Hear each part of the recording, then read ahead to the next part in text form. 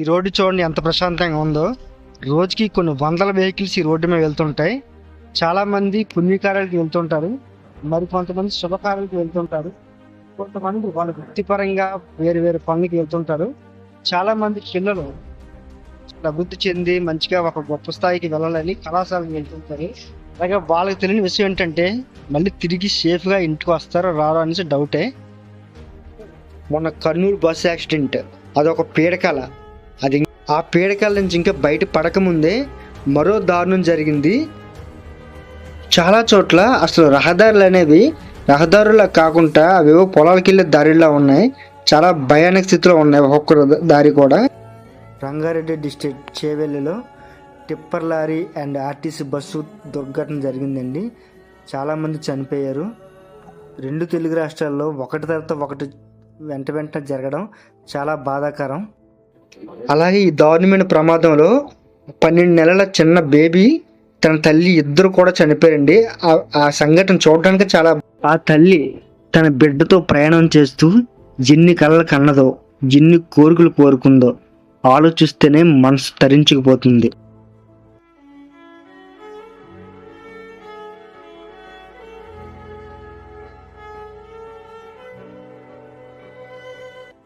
ఈ ప్రమాదంలో ముఖ్య కారణాలు ఏంటో తెలుసండి. మార్నింగ్ 6 అవడం వల్ల డ్రైవర్కి లైట్గా నిద్ర వచ్చి ఉండొచ్చు, ఆ టైంలో ఖచ్చితంగా జరుగుతాయి. అలాగే రోడ్డు అనేది చాలా దారుణ స్థితిలో ఉంది కాబట్టి ఆ గుంతను తప్పించిపోయి ఆర్టీసీ బస్సు మీదకి వెళ్ళిన పరిస్థితి అది.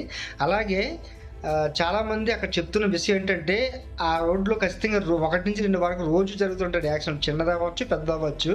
కానీ అధికారుల దృష్టి తీసుకెళ్ళి వాళ్ళు పట్టించుకునే పరిస్థితి ఉంది.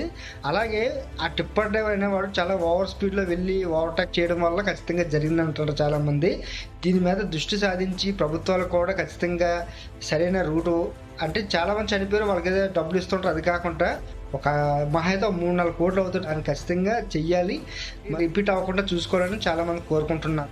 అలాగే ముఖ్యంగా ఇంకో మాట చెప్పాలనుకుంటానండి. ఏంటంటే అది ఈ మధ్య చాలా చోట్ల విన్నాను, చూశాను. అంటే ఏదైనా యాక్సిడెంట్ అవ్వచ్చు, ఇన్సిడెంట్ అవ్వచ్చు, ఏదైనా జరిగితే చాలామంది దగ్గరికి వెళ్ళి అది లేకపోతే ఎవరిని కంప్లైంట్ ఇద్దాం అంటే భయపడుతున్నారు, వాళ్ళు సేవ చేయడానికి భయపడుతున్నారు.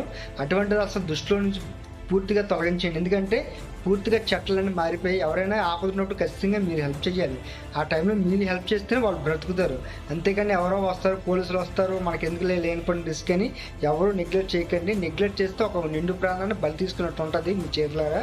అటువంటిది టెన్షన్లో పెట్టుకోకుండా మీరు జాగ్రత్తగా ఎవరికైనా ఆపదినప్పుడు ఖచ్చితంగా హెల్ప్ చేయండి. ఇది నేను కోరుకుంటున్నాను. అలాగే మీకు ఈ వీడియో నచ్చినట్టయితే ఖచ్చితంగా లైక్ చేయండి. అలాగే కొత్త ఎవరు చూసినట్టయితే మా ఛానల్ని సబ్స్క్రైబ్ చేయండి. అలాగే మీ ఫ్రెండ్స్ కూడా షేర్ చేయండి. జై హింద్.